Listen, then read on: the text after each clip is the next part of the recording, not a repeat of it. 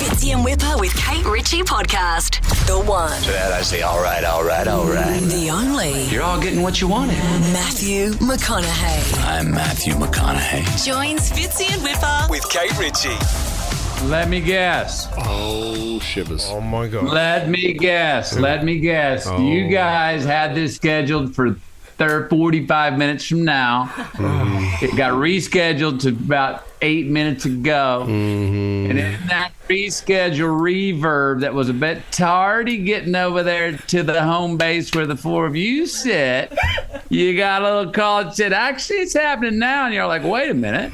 I was just having my smoke up. And he said, I was standing at the vending machine, Matthew McConaughey. I can't believe we've kept the big man waiting. Oh, my gosh. Sorry we're late. Sorry we're early. am I close? Spot on. You're close. You are. And Fitzy usually does his morning toilet trip routine. to the toilet around this time. Because I want as much time as I can with McConaughey, you know what I mean? Yeah, well, you got to do what you got to do to make sure those eyes are bluer and that back straighter.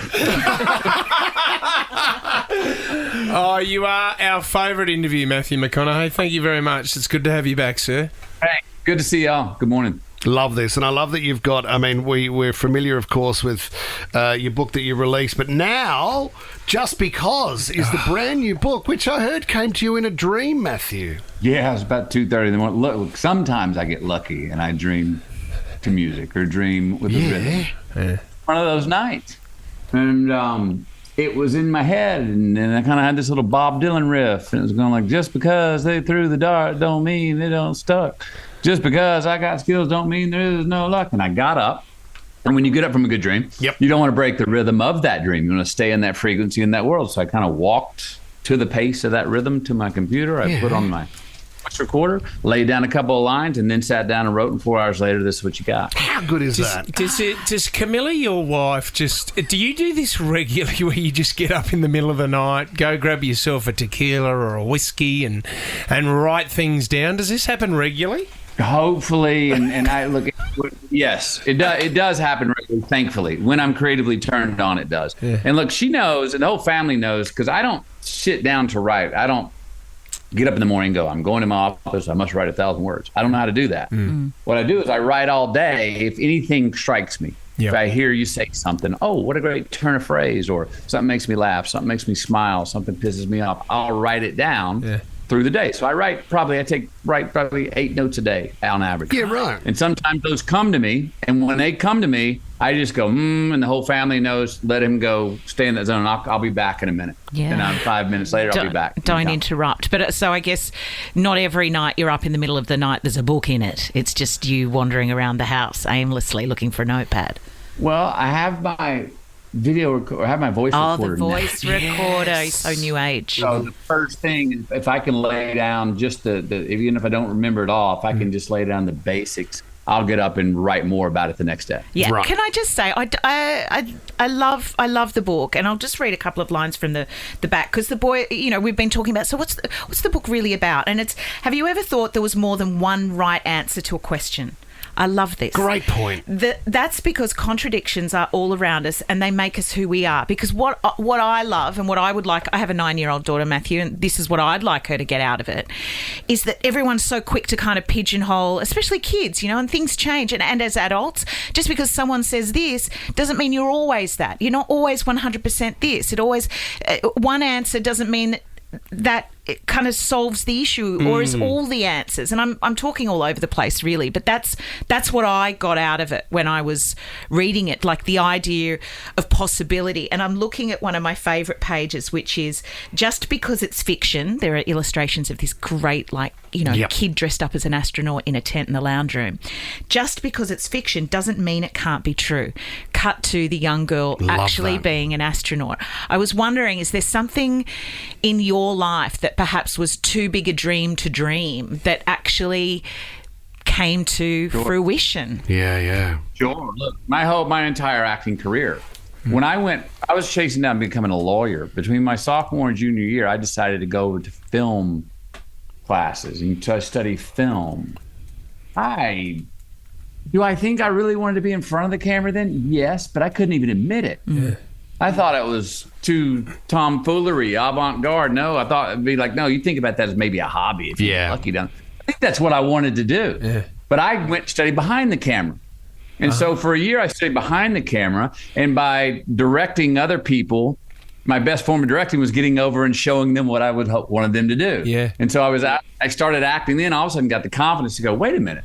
And other people came up to me and said, wait a minute, you're kind of good at this. Maybe you want to chase this down. But I did not even have the confidence I never dreamed about it. It was never even a dream in my mind. So something that became quite a dream. So what was the breakthrough then? What was the one role that you got, Matthew, and you went, you know what? I actually feel really comfortable doing this and I want to pursue it more. Dazed and Confused. Yep. First one, Dazed and Confused. Yep. So that's 3 lines that turns into 3 weeks work. Yep. And I'm getting paid $320 a day.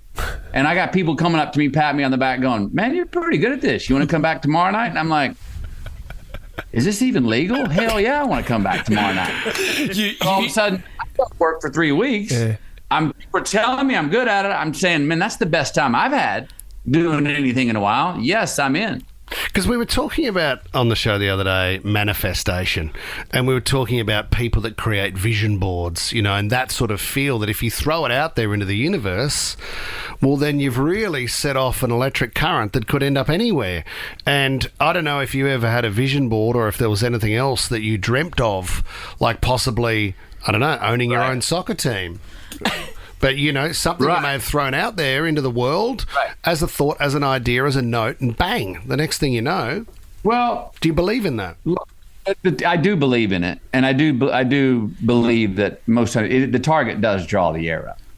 All right. So I am a fan of writing a headline. Oh, I love that. All right. And then living my story towards the headline. Right.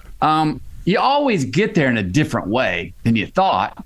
And sometimes you get to the headline and you change the headline because it's not really what it was back when you were chasing it. But you would have never got there if you didn't have the headline to chase. I do find that happens a lot.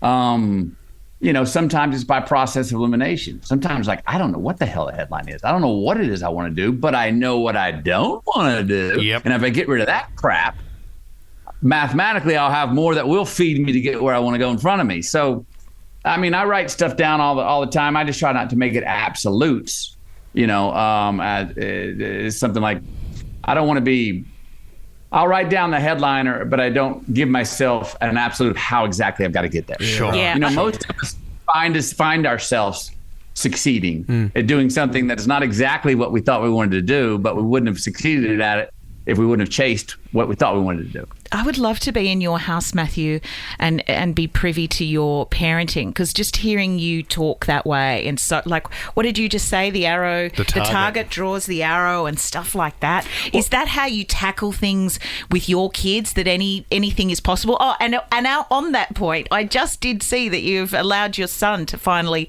have an Instagram account, but we're worried that maybe you're only letting him have Instagram if he writes really kind birthday messages to you. Have you proofread? Oh, come on. Whatever. I was pretty cool to wake up and see that from my son. I love that. I love beautiful. that. Well, actually, can I there's a documentary out on Sylvester Stallone, and how hard he worked with Rocky and writing Rocky. But the one thing that he regrets in his life is that he was always making movies and he never spent time with his family. Right. So when you talk about this and these headlines that you have in the distance, Matthew, where does family, where does that fit into place for you, and how important is that to you? Good question. That since I've had children and I've got I've got 15, 13, and 10. They're inherently they're a non-negotiable part of the headline. Yep. I don't have headlines out there that don't involve them. Meaning, say I'm working on a new book. Do I need to go away for times 2 weeks on my own to the desert without any family? Yeah, I do. But I have to pick my spots. I'm not going to go away for a year and not see my family. So that's non-negotiable. They're part of any headline of where I'm going to get to. They're part of any kind of, look, I've told y'all this before, I think. As soon as we had kids, Camilla said, we'll have kids on one condition. You go, we go. Yep. Yeah. And we've done that. And so she drops things. The whole family comes with me. I go away to work for 3 months. I'm not away from my family for all 3 months. They're there. I see them at the beginning of the day or the end of the day, in the end of the day. So that's an inherent non-negotiable part of any headline that I'm writing. Matt, is there anything, I mean, you might want to keep this to yourself, but is there anything if we drew a line now to say 10 years' time, is there anything in your mind or a headline that you've read or written that you think that's my target for this decade? If I could nail that. Yeah. There is, and I have thought about it and I've written about it. So look, I'm in, like I said, I got 15, 13, and 10. Yeah. So if our kids are out of the house at 18, like we were expected to be, but I understand that age is going up. Yeah. Got another 8 years, all right, of being a father and being a part of these adventures with my kids. Awesome. My hope is that by the time my kids are out of the house, they'll be able to name me as one of their best friends on their hand. Not yet. I don't need to be the best friend yet. Yep. They're too young. But later, I hope I can show up on one of their fingers as one of the best friends. That's a target. A really interesting point. That's you know what? You've struck a chord with me, because that's the one thing that I probably don't have with my old man. Like, I'm close to my old man. I have a lot of respect for my father. He coached me my whole junior football career, Matthew, but I don't have that friendship with my father where I can sit down and have a beer with him. That's the one thing in my parenting now that I want to walk away with. When my boys leave the house, I want them to go, Dad, what are you doing? Let's go for a beer and let's talk about what's happening in your life. Wouldn't that be cool? Wouldn't it be cool? That's, you know what, I've never had that. That's a huge, massive success, right? That's the ultimate success. But the hardest part is you have to make sure that you're a parent as well. So in the years of growing up to when they leave at 18, you've still got the life experience over them. So you need to have that parental role and be able to share through your own guidance and wisdom what you know. Yeah, well, like you're saying, you can't always be the friend. The ultimate goal is the friend.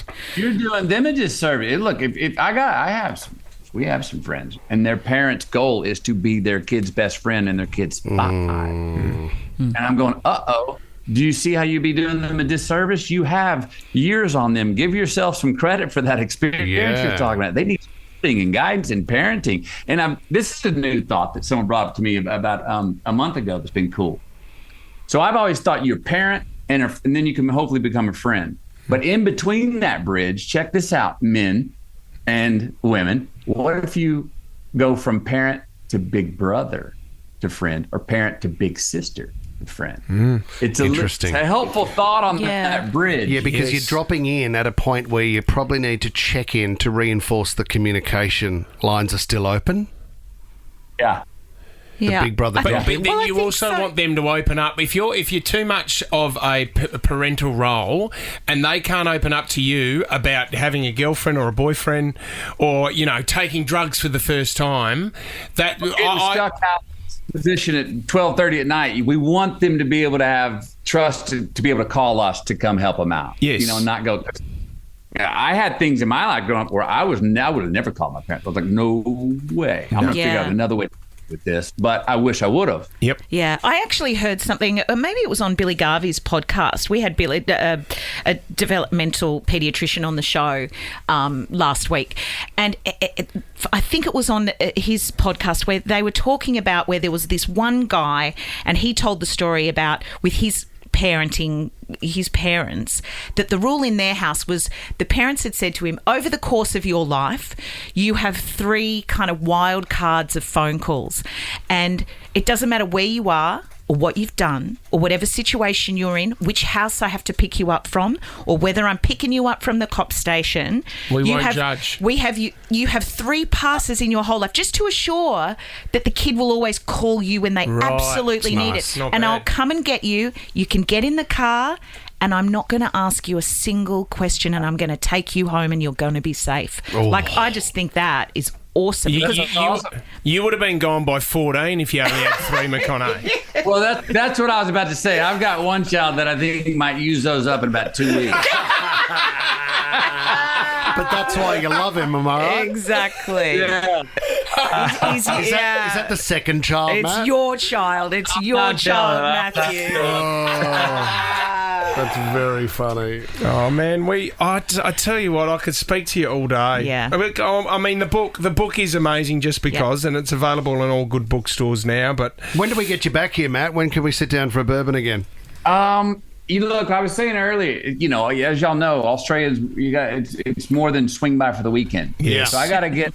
Yep. It's helpful when I have a project to go. I'm going to go over for at least 2 weeks, and my boys are chomping at my heels because they want to get over there on the surf. Yeah. So I can see myself coming with the family next time for a longer time, and. If you go, we go. I think I can hear ringing in your ears. But could you not? I mean, if you look at, I'm not. What's your next movie coming up? Could they shift it over here? Nicolas Cage is here at the moment filming. Cage is here. What's your next movie? Could you chat to them about shooting it here? I'd love to shoot another one in America, in Australia. That's right. I mean, as you know, I shot quite a few over there. Yeah. And what are you working on? I don't have another movie lined up. I got one called Rivals of Mziah King that I've already made that'll be out next year. Awesome. But I don't have any other movies lined up that I'm scheduled to make just yet. I am working on. I'm doing a lot of writing to see if I got something worth sharing again. Yep. As a follow-up to Green Lights. How's Austin FC going? Did you get to watch Messi? Did you watch Inter Miami? Were you there for that, Matty? Didn't that feel like? I mean, I don't know. Over here in America, that felt like must-see TV. Oh, I mean, when he was on, and the quality of play on the pitch. Yeah. Look, IFC, we didn't have a good year on the pitch this year, but the team culture and the amount of sellout tickets and the fan base is still as strong as ever. We just got a new GM that's going to re-engineer how we're going about things. He was Pep's right hand for years, so I'm excited about that. Great, this is great. Strength and you got a new tequila as well. You and Camilla have brought out a new tequila. Now, can you give everyone the tagline for Pantalones? Well, look, it's the best thing Camilla and I've made with our pants on. Look, when we cheers the Blanco, we have Blanco, Reposado, and Añejo, okay? So when we cheers the Blanco, our youngest tequila, that is a cheers to our children. Because you know what? They wouldn't be here if we kept our pants on. And the Añejo's the oldest one. That's a cheers to our ancestors, our parents and our grandparents and beyond. Why? Because if they kept their pants on, we wouldn't be here. I love it. We got to get some. What a legend. Just Because, available now in all good bookstores. We love you, Matthew McConaughey. Mate, enjoy, and thank you very much for your time, brother. Sorry we were late. We were having a smoko. No worry. We got it on the smoko. See you next time, gang. Appreciate it. See you, legend. Bye, mate. Fitzy and Whipper with Kate Ritchie is a Nova podcast. For more great comedy shows like this, head to novapodcast.com.au.